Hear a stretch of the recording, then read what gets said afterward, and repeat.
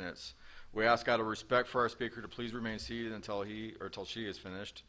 It is my pleasure to introduce our speaker, Judy D.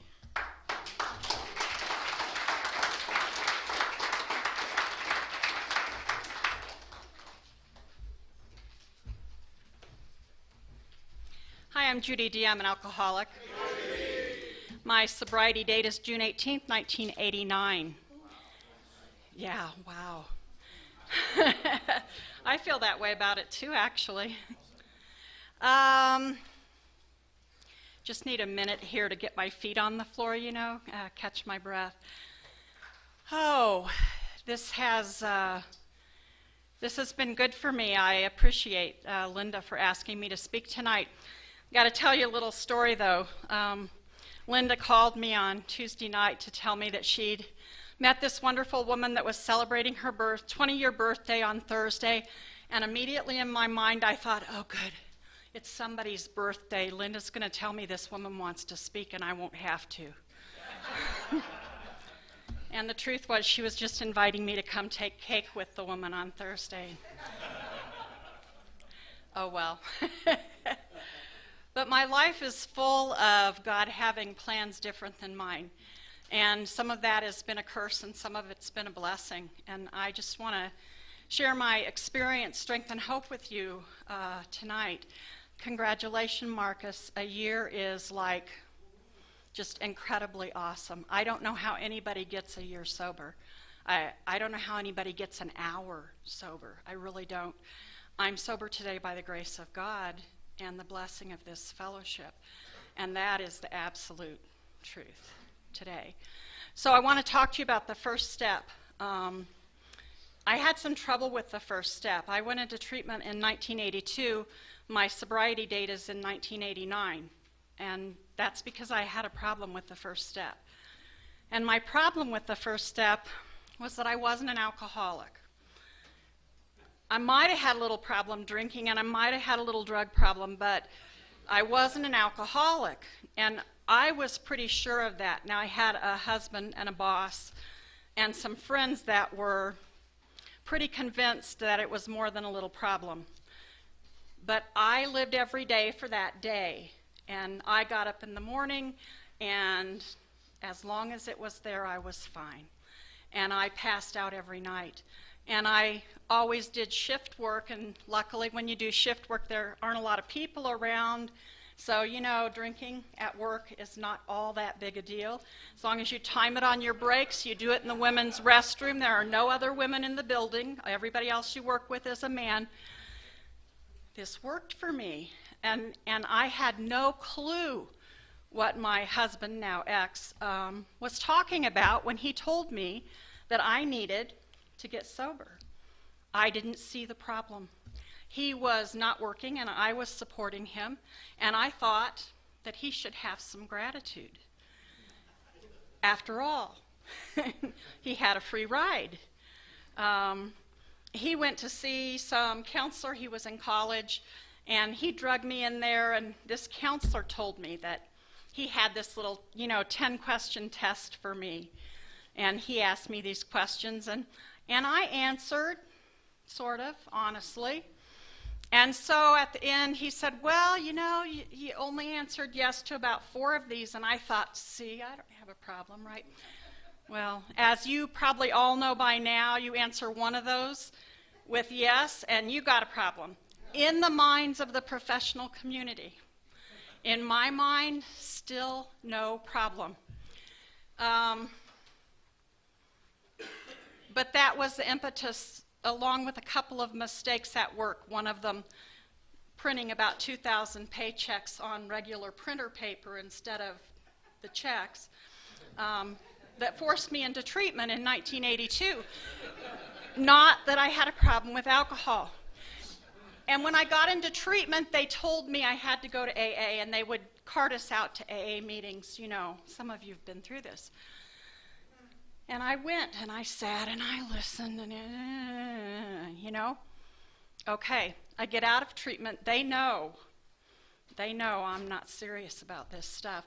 So they put me in a 2-year outpatient program that met twice a week. By the end of 2 years, everybody I knew was sober.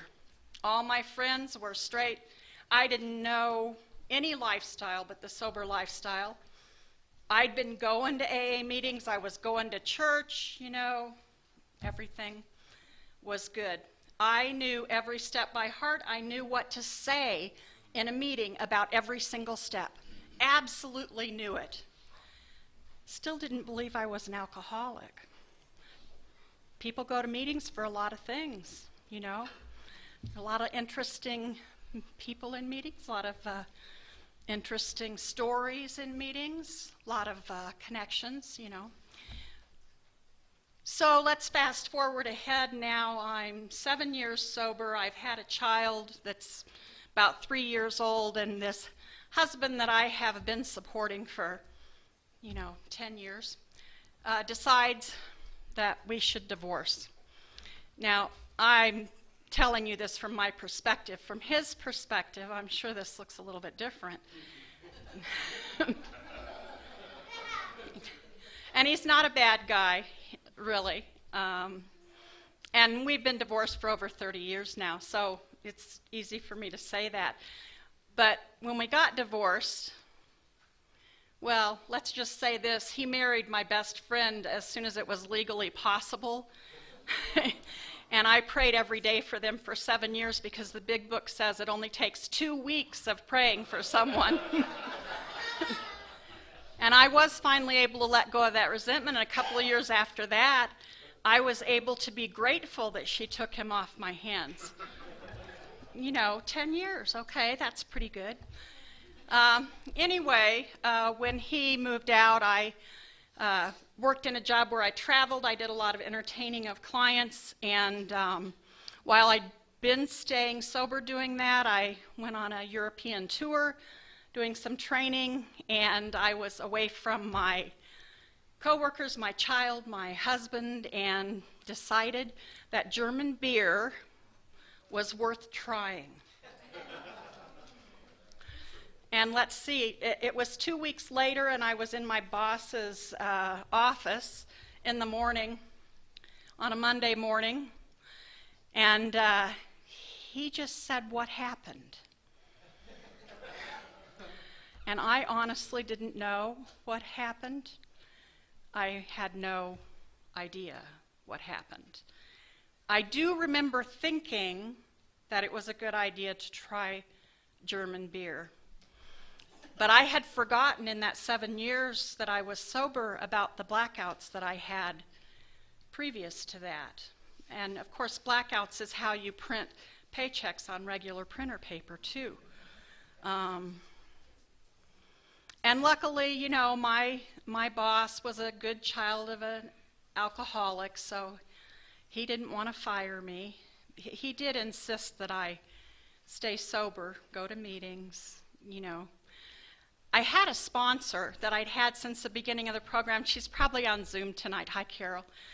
And when I told her that I'd relapsed, she fired me. She fired me. I just drank and you're going to fire me. You're my sponsor. You're supposed to be helping me stay sober. She goes, "Well, if it worked." I'm like, oh. Odd thought, that one. So I had some trouble with the first step, but when I was sitting in my boss's office, I realized that I had everything to lose. I had a good job. I had a child, a young child. I had friends. I had a fellowship around me. There were people that loved and cared about me.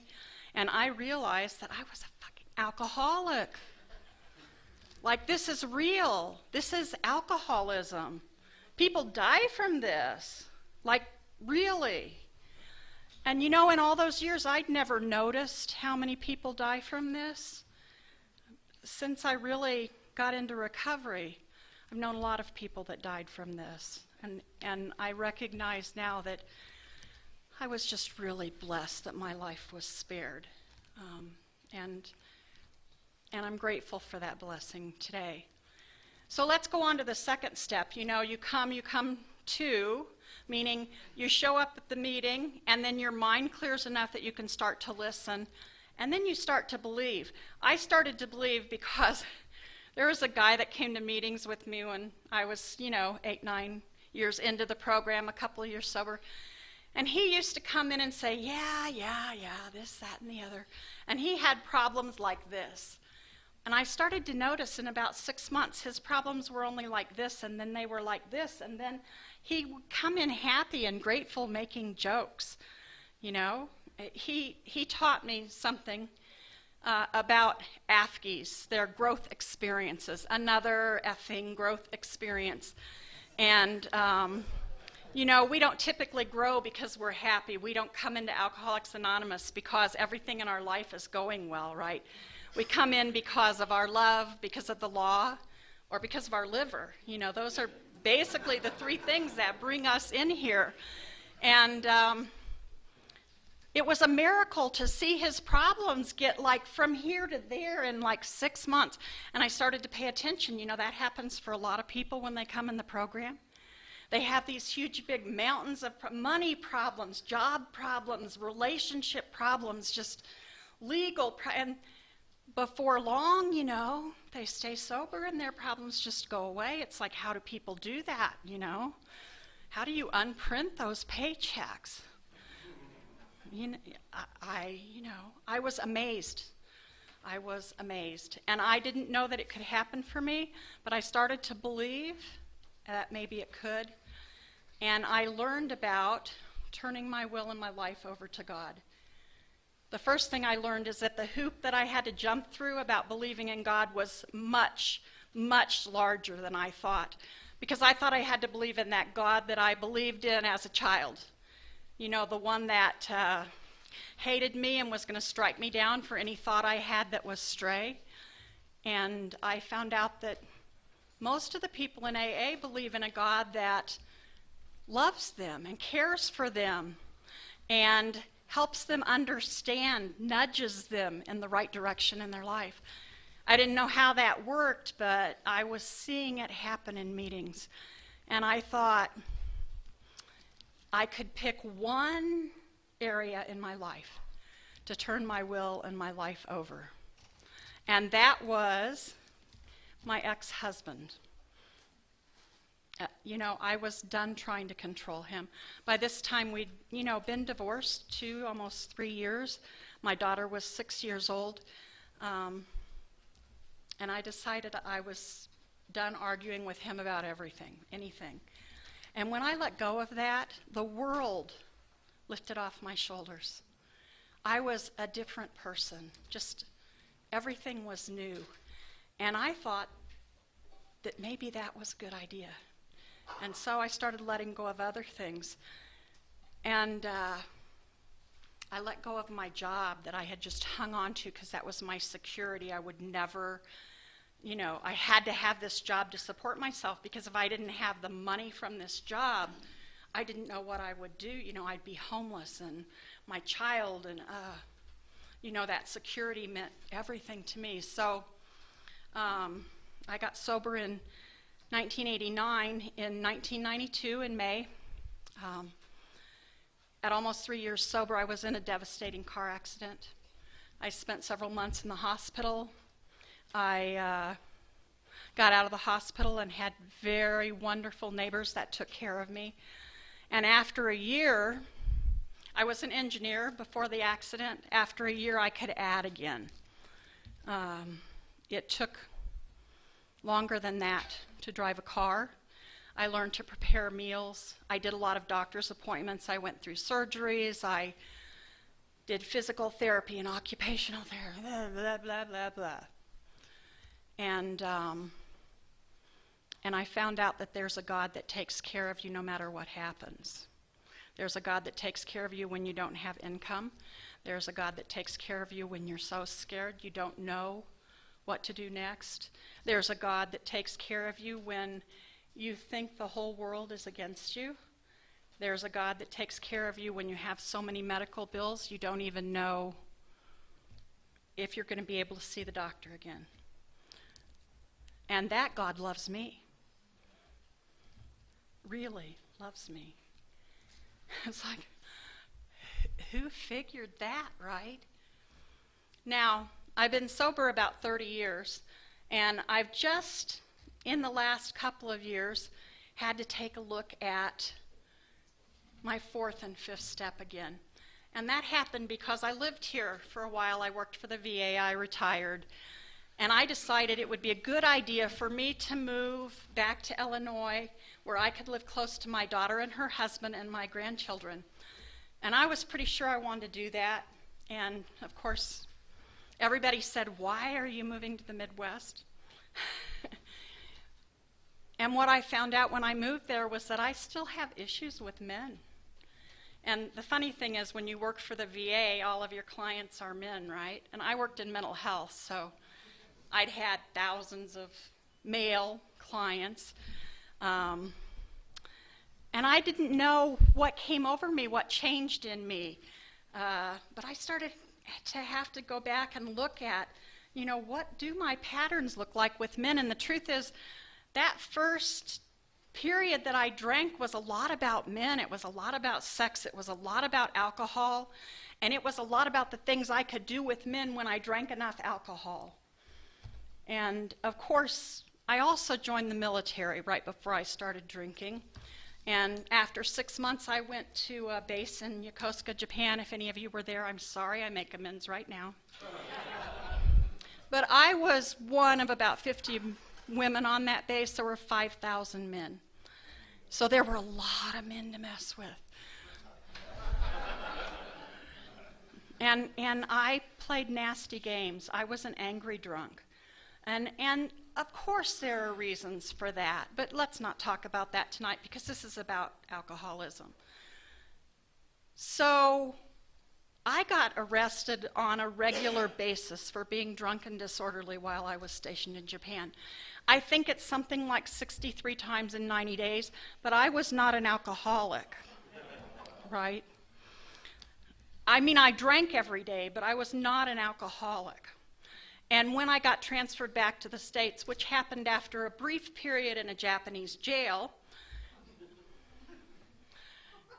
I decided that I was going to straighten up my act a little bit, right? And I quit using other substances, and I quit drinking hard liquor, and I found out that wine makes me throw up every single time I drink it. Of course, I drink it a bottle at a time. I don't know how to have a glass of wine. And a bottle of wine will make me throw up, guaranteed. Never tried one that didn't.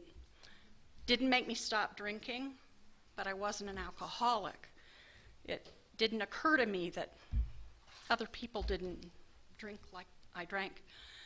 Anyway, when I started getting honest in my fourth and fifth step about what my relationships with men were like, I realized that, man, I got some codependency issues, And it got so bad in Illinois that my daughter separated her husband and I. Like, we couldn't talk to each other. We were not allowed to be in the same place at the same time. And that got really uncomfortable. And I moved back here now. But I moved back here knowing where the next place is I have to go in my recovery. And that is still with me. This disease is still active in my brain.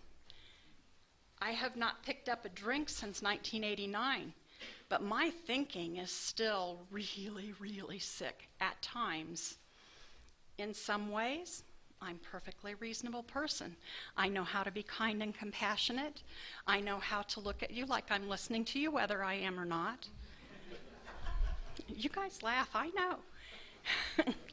But there's a part of me that has this really sick thinking. And when I go into protective mode, when I get scared about something, no one is safe. Now, I might not say it out loud, but I can be conniving and manipulative and a liar. And today, when I catch myself telling the littlest white lie, I have to close my mouth. Sometimes I have to admit to the person I just lied to that I'm lying. Because that's where it starts. That's the bottom line for me.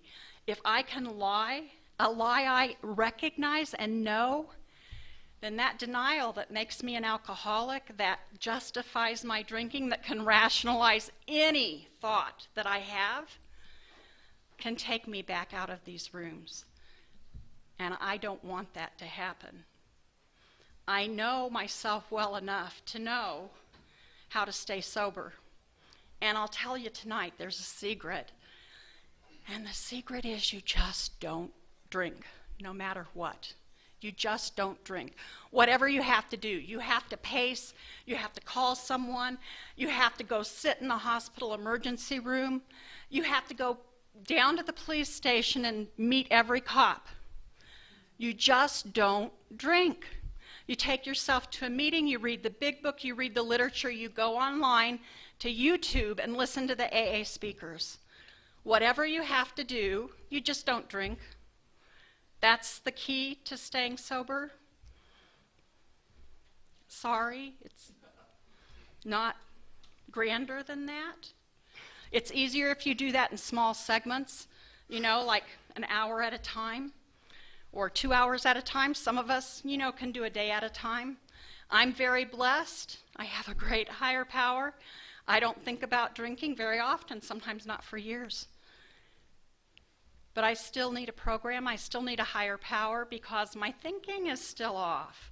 And I don't know my thinking is off. That's the thing, When you're an alcoholic and you don't know it, you have to question your thinking. What I do in my life, who I am, I can't always see that. And I can't always see the behavior that I'm using and the way that I'm acting. I have to have people outside of me witness that and say it back to me. And I get that from this program. I recognize that when other people talk, it's like, oh, I do that, I think that, I make those judgments. And then that tells me, oh, that's something I need to work on. That's like my stuff. And that's how I grow, by looking at myself. Now, of course, because I wasn't an alcoholic, when I first came into these rooms, I could see all of you, and I didn't belong, I was not crazy. I was not an alcoholic. I had a job, I had a husband. I had a house. I didn't hit some hard bottom. But after 7.5 years sober, sitting in my boss's office, I could see that I was on a path to lose every single one of those things if I didn't stop. And that's how I was able to know that I'm an alcoholic. A real alcoholic. It's not a curse, actually. It's a blessing. My daughter's not an alcoholic, but she's actually said to me, I wish I could just go to one of those meetings and tell them what I actually think and walk out feeling better.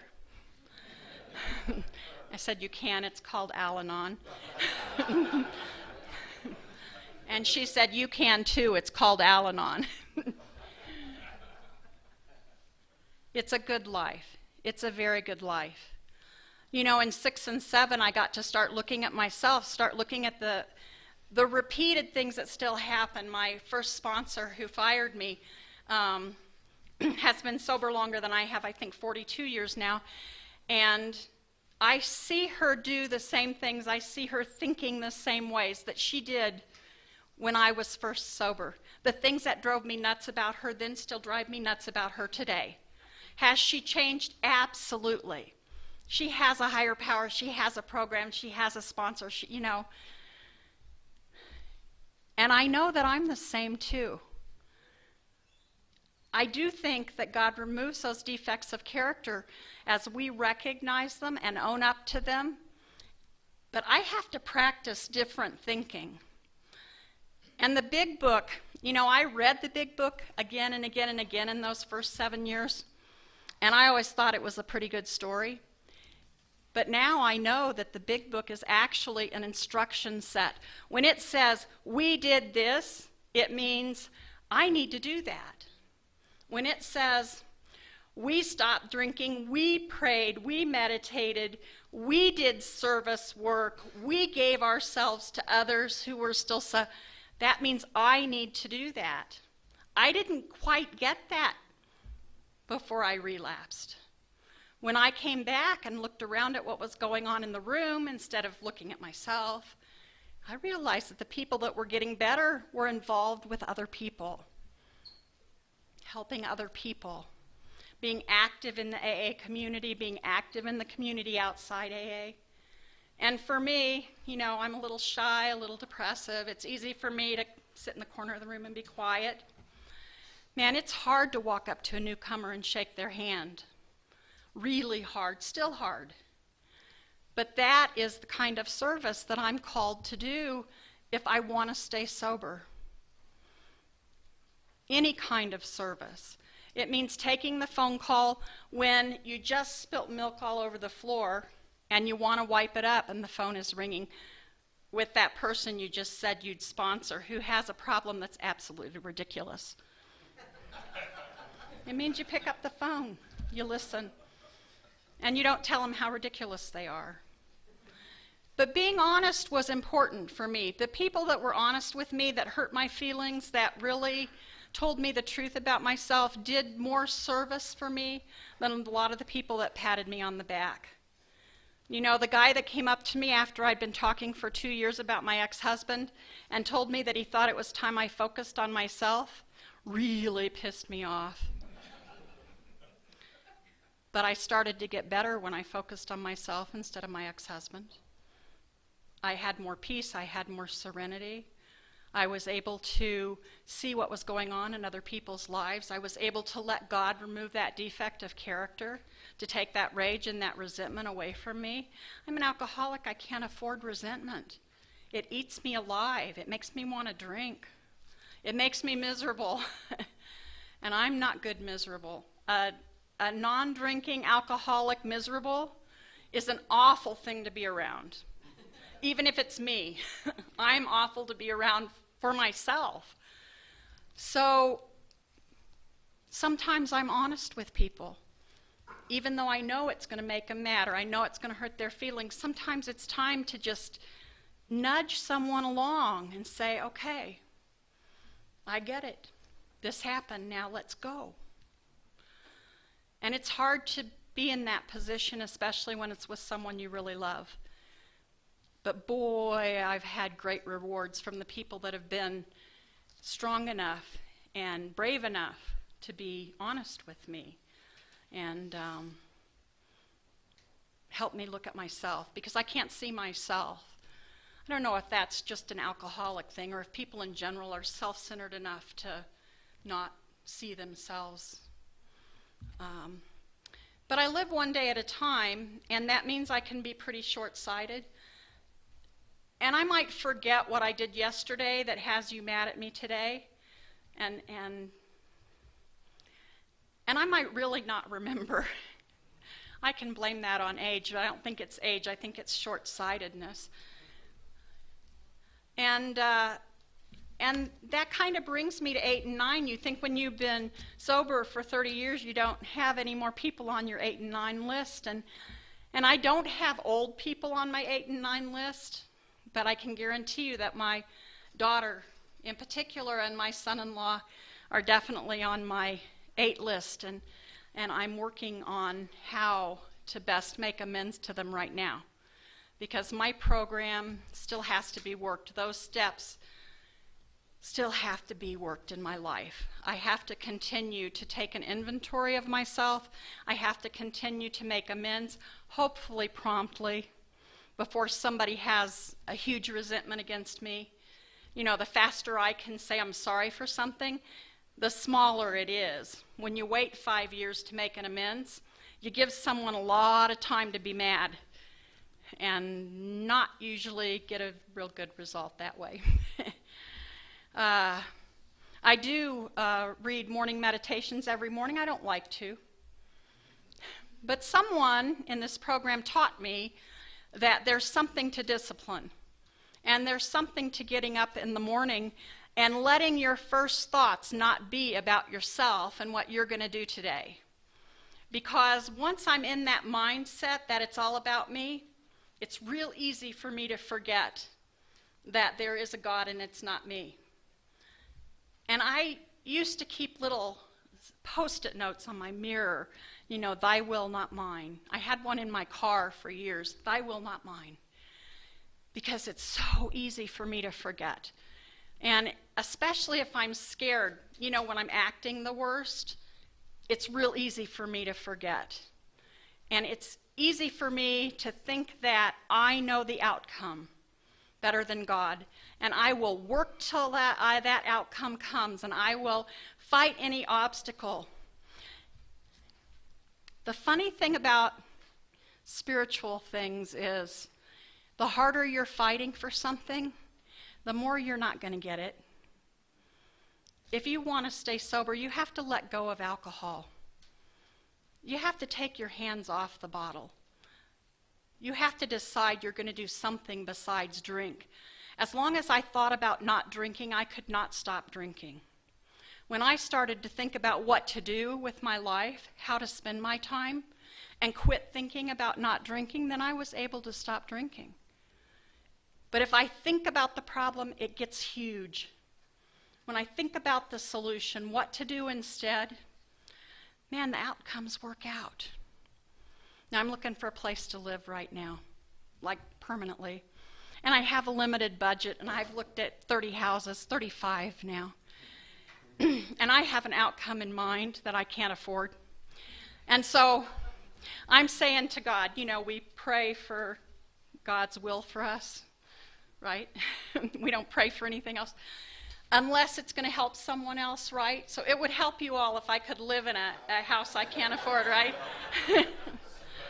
So I'm praying to God about this, What's going to happen here? Where am I going to, what am I going to do? Do I have to live someplace I don't really want to?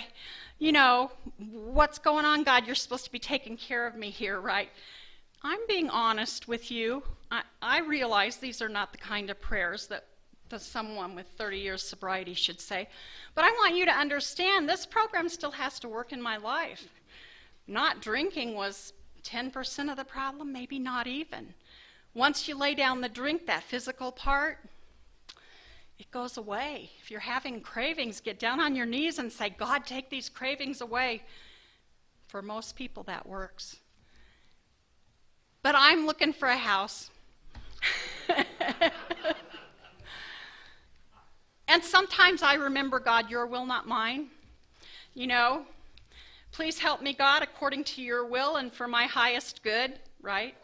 I pray those prayers too. And a lot of times I'm like, God, I got another week here before I got to leave town, and I need a place to come back to before I go. When is this going to happen, right? So now we get to step 12. Having had a spiritual awakening as a result of these steps, we tried to carry this message to the alcoholic that still suffers. And to live these principles in all our affairs. Even when we're looking for a house and we're leaving in a week and we don't, okay. This is where the metal hits the road. And I had a sponsor here, and she unfortunately passed away. She promised I could come stay with her, and then she passed away 2 days later. That's the kind of God I have. She was a good sponsor, though. And she would, in a situation like this, see, she's still here with me. In a situation like this, she would say to me, Judy, there is a God or there is not a God, and you can choose right now in this moment, in this situation. So is there a God or is there not a God?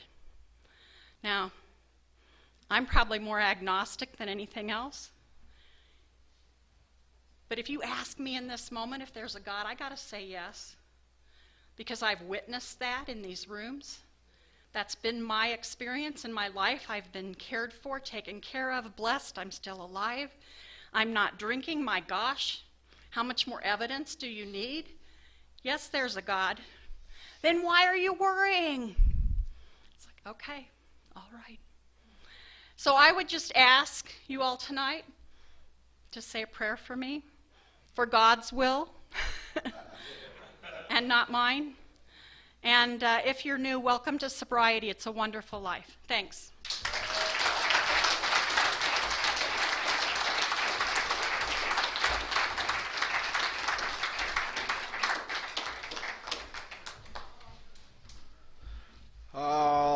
right. Thank you. Let's thank our speaker once again.